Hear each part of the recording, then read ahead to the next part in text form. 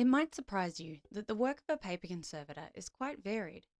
Paper comes in many forms, shapes, and sizes, including this work, Shrapnel, by Kashmiri artist Veer Munshi.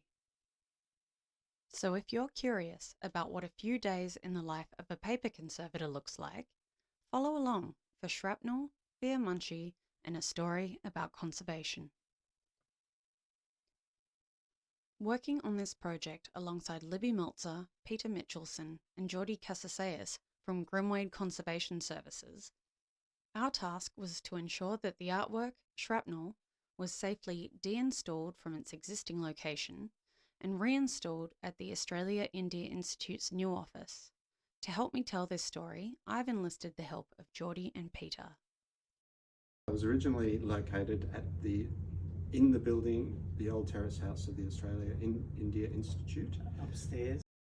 But at nearly 3 metres long, in order for Shrapnel to safely exit the building, Geordie and Peter, we dismantled the frame into 4 pieces, wrapped the 4 members, Wrapped the acrylic, and then we made a massive made a cardboard sort of housing. box, really. Yep.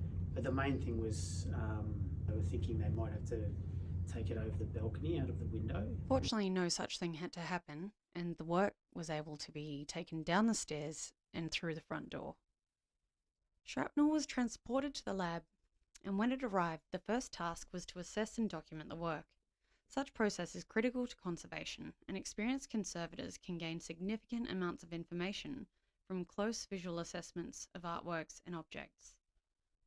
During the assessment of Shrapnel, it was evident that the tape applied to the back of the work, joining each panel together, was losing adhesion.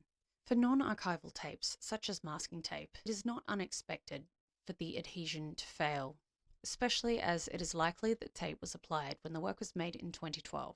Removing the old tape and replacing it with pure starch paste and Japanese tissue would support the long-term stability of the work.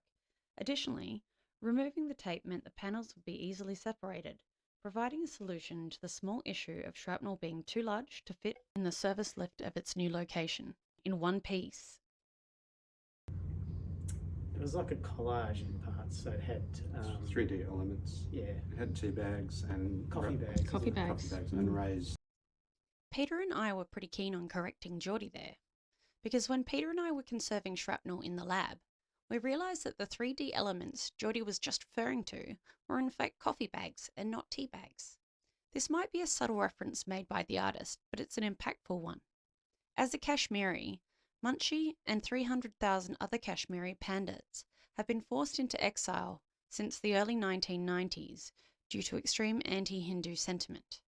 Military insurgency over the last 30 years in the region has eroded away at the culture that Munshi grew up in. The coffee bags are a reference to the places intellectuals, artists, poets, and writers would spend hours sharing ideas, which have now been reduced to rubble, or shrapnel. With the failing tape now removed and replaced with archival starch paste and Japanese tissue, Shrapnel was ready for its big installation day.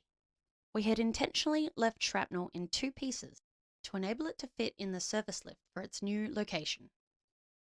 Though conservators make excellent art handlers, I made myself very scarce when the acrylic glazing for the framing of the artwork was lifted up 8 floors through the internal stairwell. We conveniently reappeared when the work had made its way to the 8th floor, and that's when we got to work.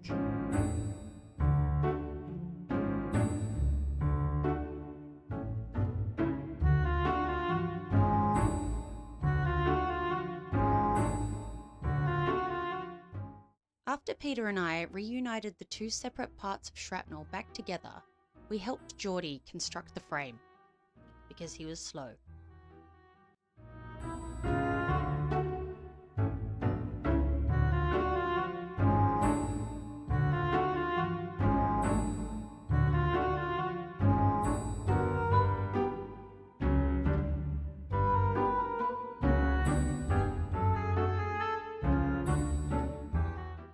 Then we were done, and there was only one thing left to do.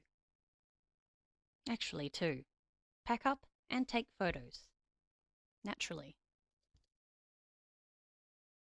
The install came in ahead of schedule, taking just 2 days, making perfect time for the Australia-India Institute's end-of-year celebration and office opening party.